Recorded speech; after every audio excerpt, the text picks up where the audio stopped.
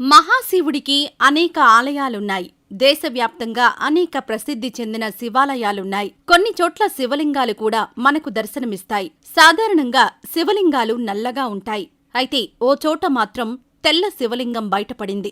కాని ఆ లింగాన్ని ఏ ఇంట్లో ఉంచినా, ఆలయంలో ప్రతిష్ఠించినా అక్కడ అది ఉండడం లేదు. ఈ శివుణ్ణి ఏ ఆలయంలో లేదా ఇంట్లో పూజించకూడదు. ఓ పూజారి స్వయంగా ఇంటికి తీసుకెళ్లినా కూడా పూజించలేకపోయాడు. అటు తర్వాత ఆ శివలింగాన్ని ఆలయంలో కూడా ఉంచి పూజించలేకపోతున్నారు.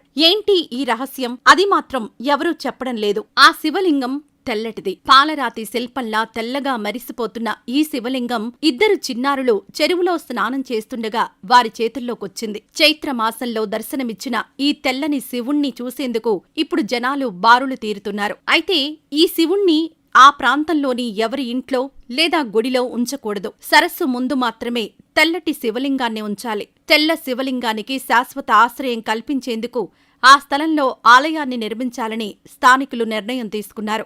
ఈ ఘటన పశ్చిమ బెంగాల్ రాష్ట్రంలోని గోబర్దంగా ప్రాంతంలో చోటు చేసుకుంది. స్థానిక సమాచారం ప్రకారం గోబర్దంగాలోని కంకణ చెరువులో ఇద్దరు చిన్నారులు స్నానం కోసం వెళ్లారు. వారు స్నానం చేస్తుండగా ఈ శివలింగం పైకి వచ్చింది.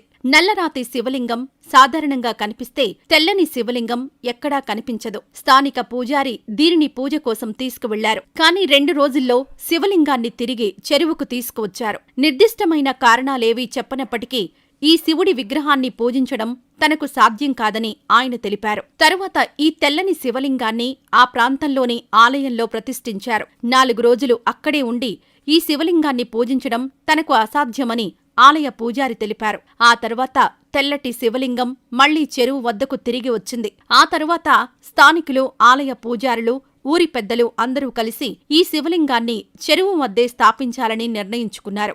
మర్రి చెట్టు కింద మహాదేవుని లింగాన్ని ప్రతిష్ఠించారు. స్థానిక నివాసి నారాయణ సాధు మాట్లాడుతూ 7 మంది ఇంటికి తీసుకెళ్లినప్పటికీ శివుణ్ణి ఉంచడం సాధ్యం కాలేదు. శివుడు ఈ చెరువు తప్ప మరెక్కడా ఉండడు. తెల్లటి శివుణ్ణి ఇక్కడే ప్రతిష్ఠించాలని ఆ ప్రాంతంలోని అందరూ నిర్ణయించారు. అందుకోసం విరాళాలు కూడా సేకరిస్తున్నారని తెలిపారు. మరోవైపు ఈ వార్త చుట్టుపక్కల వారికి తెలియడంతో తెల్లటి శివలింగాన్ని దర్శించుకోవడానికి స్థానికులతో పాటు వివిధ ప్రాంతాలకు చెందిన భక్తులు భారీగా తరలివస్తున్నారు. ఆలయ నిర్మాణానికి అవసరమైన విరాళాలు కూడా అందిస్తున్నారు. స్థానిక అసీం సర్కార్ మాట్లాడుతూ మహాదేవ్ కోసం ఇక్కడ ఆలయం నిర్మించబడుతుంది. నీల్ పూజ రోజున ఆలయాన్ని ప్రారంభించనున్నారు.